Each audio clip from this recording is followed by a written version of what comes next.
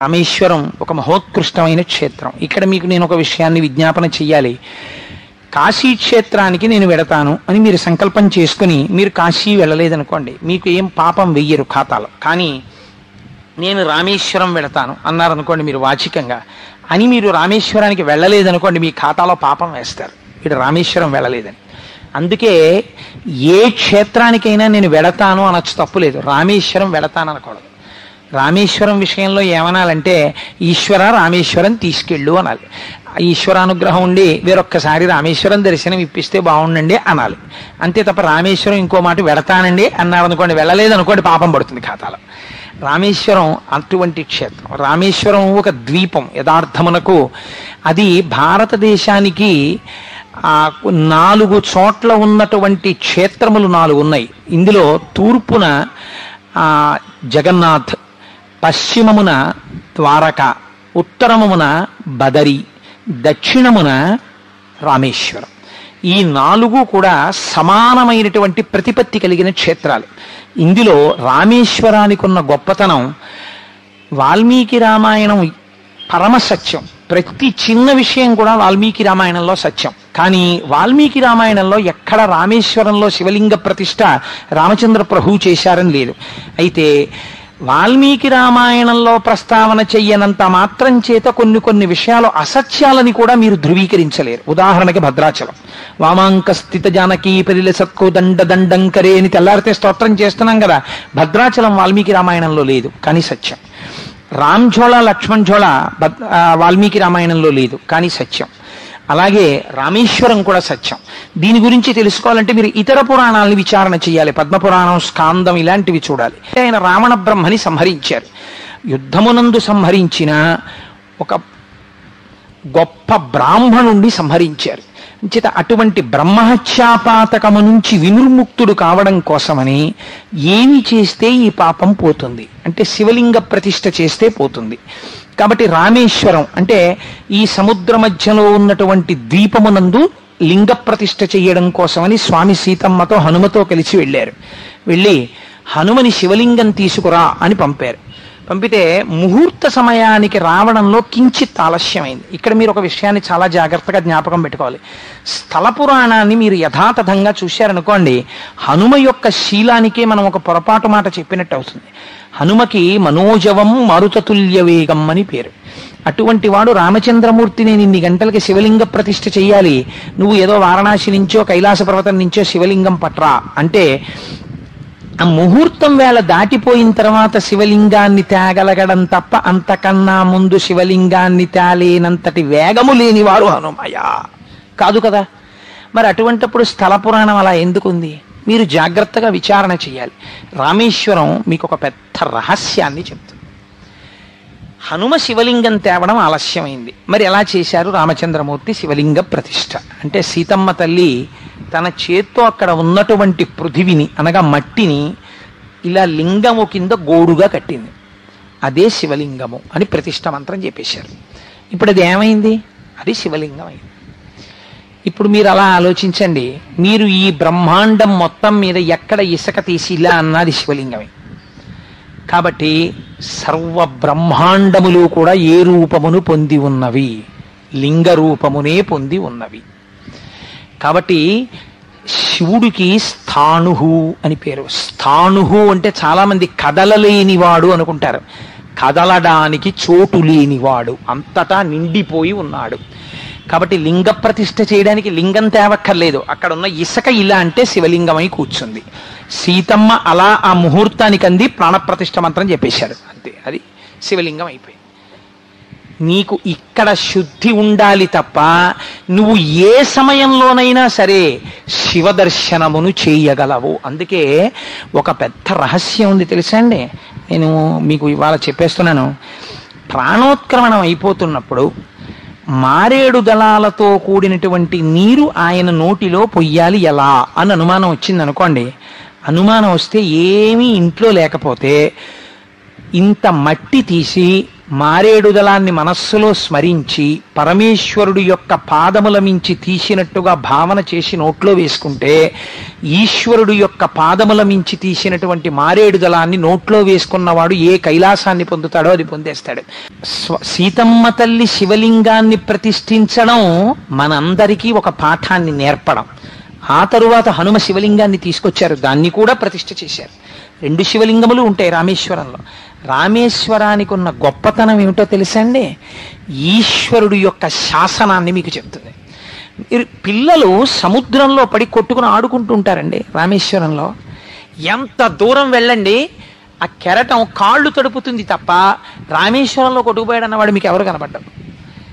చిన్ని కెరటాలు వచ్చి అలా వస్తుంటాయి. ఆ రామేశ్వర క్షేత్రంలో సేతు స్నానం చేసి సముద్ర స్నానం చేసి మీరు రామేశ్వరం గుళ్ళోకి వెడితే ఎన్ని బావులు. అయితే మీరు రూపాయో 2 రూపాయలు ఎక్కువ ఇస్తే వాళ్ళు కాస్త తలమించి పోస్తారు, లేకపోతే ఇలా కొడతారు, గుళ్ళకి తగులుతాయి నీళ్లు. ఎందుకు వచ్చిన గొడవ అని ముందే వాళ్ళ దగ్గర బేరం ఆడకుండా వాడు 10 అడిగితే నేను 20 రూపాయలు ఇస్తాను, కాస్త తల మీద పొయ్యి అంటే ఆ బావుల దగ్గరికి తీసుకెడతారు. ఎందుకు తీసుకెడతారో తెలుసా అండి? అనవసరంగా తవ్వినవి కావవి. అవి రామచంద్రమూర్తి యొక్క పరివారం ఈశ్వరుణ్ణి తలుచుకుని తవ్వితే అందుకే అందులో ఆ గజుడు గవాక్షుడు మొదలైనటువంటి వాళ్ళు తవ్విన బావులున్నాయి. సరస్వతి బావి, లక్ష్మీ బావి, ఇవన్నీ. వాటిల్లో ఒక్కొక్క బావిలోని నీటికి ఒక్కొక్క ఓషధీ శక్తి ఉన్నది. ప్రపంచంలో మీరు ఎక్కడైనా సరే ఒక నీటిలోకి తీసుకెళ్లి ఒక ఎముకని వేస్తే అది కరగడానికి చాలా కాలం పడుతుంది. నీటిలో ఎముక కరగదో పట్టాన. మీరు త్రయంబక క్షేత్రం దగ్గర ఉన్నటువంటి గోదావరి దగ్గరికి తీసుకొచ్చి ఒక ఎముకని వేస్తే చాలా తొందరగా ఎముక కరిగిపోతుంది. ఇంత శక్తి ఈ నీటికి ఎక్కడి నుంచి వస్తుందో ఎవరికీ తెలియదండి అని చెప్పాడు. మన దేశం, మన క్షేత్రాలు, మన నదులు అంత గొప్పవి. రామదాసు గారు విమానంలో వెళ్ళిపోతే భద్రాచల క్షేత్రం వచ్చింది. రమణ మహర్షి ఆత్మజ్యోతి కొన్ని వేల మంది చూస్తుండగా అరుణాచల శిఖరాల్లో కలిసిపోతే అరుణాచల వైభవం కనపడింది. కేంద్ర ఆర్థిక మంత్రి అంతటి వాడు ప్రదక్షిణం చేస్తున్నప్పుడు జ్యోతి రూపంగా కనపడితే స్థాణువై నిలబడిపోయాడు. ఎంత మందికో ఎన్ని రకాలుగానో స్వామి దర్శనమిచ్చి వాగ్గేయకారులని, ఋషుల్ని, భక్తుల్ని ఉద్ధరించినటువంటి మహాక్షేత్రాలు కలిగినటువంటి సనాతన ధర్మం మన ధర్మం. అటువంటి ధర్మంలో పుట్టడం మన అదృష్టం. అటువంటి ధర్మం గురించి చెప్పుకోవడం మన అదృష్టం. అటువంటి బావులలో స్నానం చేయడం మన అదృష్టం. వాటికి పేర్లు తక్కువ చేయడం, వాటి గురించి ఎవరో విమర్శలు చేస్తే మనం వినడం, అంతకన్నా అసహ్యకరమైన విషయం దేశంలో ఇంకోట్లేదు. మనం దాన్ని ఖండించాలి. కనుక చూడండి, రామేశ్వరంలో ఆ బావుల దగ్గర స్నానం చేస్తారు, వాటికి ఔషధీ విలువలు ఉంటాయి. రామేశ్వరంలో రామేశ్వరము అన్న పేరు తెలుసుకోవడం వెనకాతలే ఒక మర్మం ఇమిడి ఉంది. ఏమిటో తెలుసా అండి? కాశీ వెళ్ళిన వాళ్ళు గంగాజలాలు పట్టుకుని రామేశ్వరం వెళ్ళాలి. వెళ్ళి కాశీలో గంగ పట్టుకెళ్ళి రామేశ్వరంలో ఉన్న శివలింగానికి అభిషేకం చేసేస్తారు. చేసేసి రామేశ్వరంలో ఉన్న ఇసుక కొంచెం పట్టుకుని మళ్ళీ కాశీ పెడతారు. వెళ్ళి అది పట్టుకెళ్ళి గంగా నది ఒడ్డున ఉన్నటువంటి ఇసుకలో కలుపుతారు. మాకు సంపూర్ణ తీర్థయాత్ర అయిపోయింది అంటారు. ఇక మేము ఏ క్షేత్రాలు వెళ్ళలేదు అని అనకూడదు. నేను అన్నీ చూసేసినట్టే ఆ పూనికి ఉండాలి. ఇలా ఎలా కుదురుతుంది? అలా ఎందుకు చెప్పారు? రామేశ్వరానికి అంత వైభవం ఎక్కడి నుంచి వచ్చింది? అది ఏదో మామూలుగా చెప్పింది కాదు. మనుష్య శరీరంతో ఉండి, మామూలుగా ఈ శరీరము నేను అన్న భావనతో ఉండి, నేనేదో సుఖాన్ని అనుభవిస్తున్నాను, నేను కోటేశ్వరరావు, నేను కుటుంబంలో ఉన్నాను, ఈ భావనతో ఉండడం బాగా అడుగున ఉన్నటువంటి భావన. ఈ భావన ఉండి ఒక సత్యమును ఒకదాన్ని అంగీకరిస్తారు. కానీ ఈశ్వరుడు ఉన్నాడు. వారణాసి అనబడే క్షేత్రం ఉన్నది, అది మోక్షపురి. భగవానుడు తలుచుకుంటే నాకు మోక్షం ఇయ్యగలడు, వాడే అంతటా ఉన్నాడు, వాడు తప్ప వేరొక వస్తువు లేదు ప్రపంచంలో, ఏకమేవా అద్వితీయం బ్రహ్మ అని మీరు నమ్మిన నాడు ఊర్ధ్వముఖ చలనం చేస్తారు. ఇదే పుట్టుకలో రహస్యం. మిగిలిన ప్రాణులన్నీ భూమికి అడ్డంగా పుట్టి అడ్డంగా పెరుగుతాయి. ఒక్క మనుష్య ప్రాణి మాత్రం అడ్డంగా పుట్టి నిలువుగా పెరుగుతుంది. నిలువుగా పెరగడంలో రహస్యం ఏమిటో తెలుసా అండి? వెన్నెముక. మీరు ఊర్ధ్వముఖ చలనం చెయ్యమని మీరు కాశీ క్షేత్రాన్ని చేరాలి. కాశీ క్షేత్రాన్ని చేరి మీరు విశ్వనాథలింగం దగ్గర, విశ్వేశ్వరలింగం దగ్గర నిలబడి అభిషేకం చేసి అన్నపూర్ణమ్మ దగ్గరికి వెళ్ళి ఏ కోరిక కోరితే మీరు జ్ఞానిగా నిలబడతారో, ఎప్పుడు మోక్ష స్థితికి అర్హులవుతారో, విశాల విశాలాక్షి దర్శనం అంటే ఏమిటో మీకు నేను విజ్ఞాపన చేసి ఉన్నాను. ఇప్పుడు మీరు పట్టుకున్న గంగ జ్ఞానగంగ. ఈ జ్ఞానగంగ పట్టుకుని మీరు ఎక్కడికి రావాలి? ఈ జ్ఞానం ఉండి సంసారం వదిలేరు. జ్ఞానమును పొంది సంసారములోనే ఉంటారు. అదే కాళ్ళు, అదే చేతులు, అదే ప్యాంటు, అదే చొక్కా, అదే ఉద్యోగం, అదే టేబుల్, అదే సీటు. ఏది మారింది లోపల? మనిషి ఏం మారిపోడు జ్ఞానైపోతే, లోపల కోణం మారిపోయింది. ఇప్పుడు ఇదేమైంది? మళ్ళీ కిందకు వచ్చారు, అంటే రామేశ్వరం వచ్చారు. ఇప్పుడు మీకేం కనపడుతోంది? ఏకో దేవ సర్వభూతాంతరాత్మ సర్వభూతాదివాస సాక్షి చేతో కేవలో నిర్గుణశ్చ. ఉన్నదొక్కటే పదార్థం, అదే అంతటా కనపడుతోంది. ఇది జ్ఞానగంగ పట్టరావడం అంటే.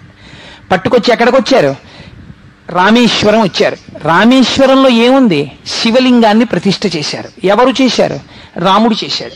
రాముడు ఎందుకు చేశాడు? తనకున్న పాపం పోవడానికి చేశాడు. ఎవరిని ప్రతిష్ఠించాడు? శివలింగాన్ని ప్రతిష్ఠించాడు. అంటే రాముడు గొప్ప, శివుడు గొప్ప? మీరు వెంటనే రామేశ్వరం వెళ్ళి ప్రశ్న వేశారనుకోండి, ఇప్పుడు ఏమనాలి? రాముడు పాతకం పోగొట్టుకోవడానికి శివలింగ ప్రతిష్ఠ చేశాడు కాబట్టి శివుడు గొప్పవాడు అనాలి కదండి.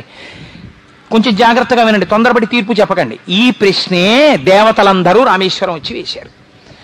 రామేశ్వరం వచ్చి శ్రీ మహావిష్ణువు యొక్క స్వరూపమైన రాముడు పాతకం పోగొట్టుకోవడానికి లింగ ప్రతిష్ఠ చేశాడు కదా. కాబట్టి రాముని యొక్క ఈశ్వరుడు శివుడు. కాబట్టి ఇది షష్ఠీ తత్పురుష సమాసము రామేశ్వరము.